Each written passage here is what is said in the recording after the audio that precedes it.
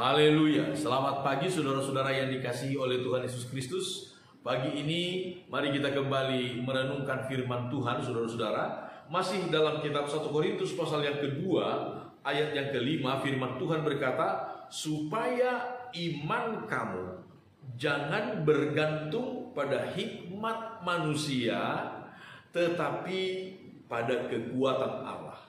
Sekali lagi saya bacakan, supaya iman kamu, iman kita bersama, iman saya dan saudara, jangan bergantung pada hikmat manusia, tetapi pada kekuatan Allah. Saudara-saudara, hikmat manusia sekali lagi sangat terbatas. Pertama, hikmat manusia, kebijaksanaan manusia tidak akan dapat menjelaskan secara lengkap apa yang akan terjadi pada masa yang akan datang. Tidak bisa, saudara-saudara.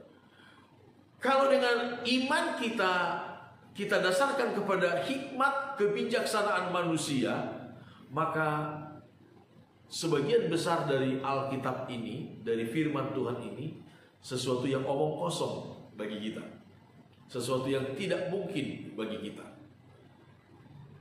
Itu sebabnya kalau kita membaca di dalam kitab Petrus, 2 Petrus pasal yang ketiga, pada akhir zaman orang akan berkata, mana kedatangan Tuhan? Gak ada. Sudah ribuan tahun yang lalu, sudah dari sejak nenek moyang kita meninggal, mereka berkata akan ada kedatangan Tuhan, akan ada hari kiamat. Tetapi sampai sekarang bumi tetap ada dan lain sebagainya, saudara-saudara. Tidak akan percaya. Bagaimana mungkin dengan akal budi manusia, hikmat manusia percaya akan adanya tentang kebangkitan orang mati? Gak mungkin, saudara. Dengan akal pikiran, dengan hikmat manusia tidak akan mungkin. Bagaimana mungkin dengan hikmat manusia orang akan percaya adanya sorga ataupun neraka? Tidak mungkin. Tetapi saudara-saudara, firman Tuhan berkata, jangan sampai iman kita, kepercayaan kita hanya bergantung kepada hikmat manusia. Akal budi kita gunakan, itu wajib, harus, saudara-saudara. Tetapi dalam soal iman, menjalani hidup bersama dengan Tuhan harus bergantung kepada kuasa Allah. Kalau kita bergantung kepada kuasa Allah, saudara-saudara, mari kita lihat apa yang dikatakan oleh penulis Injil Matius pasal yang ke-12. Firman Tuhan berkata demikian. Ini tentang Yesus Kristus.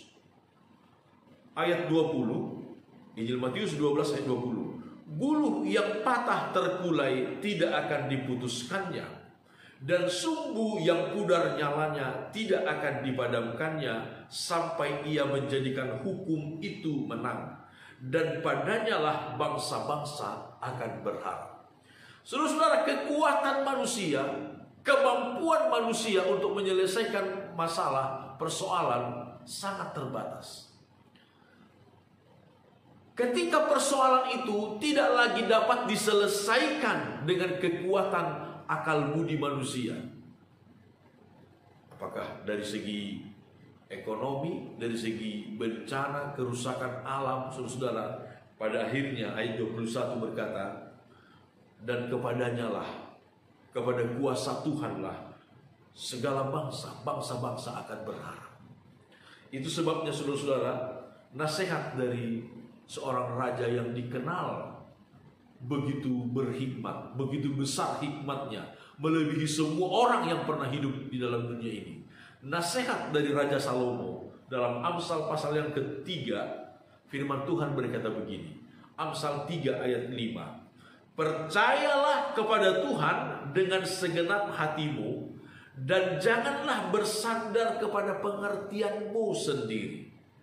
Akuilah Dia Tuhan dalam segala lakumu, maka Ia akan meluruskan jalanmu. Janganlah engkau menganggap dirimu sendiri bijak, takutlah akan Tuhan dan jauhilah kejahatan.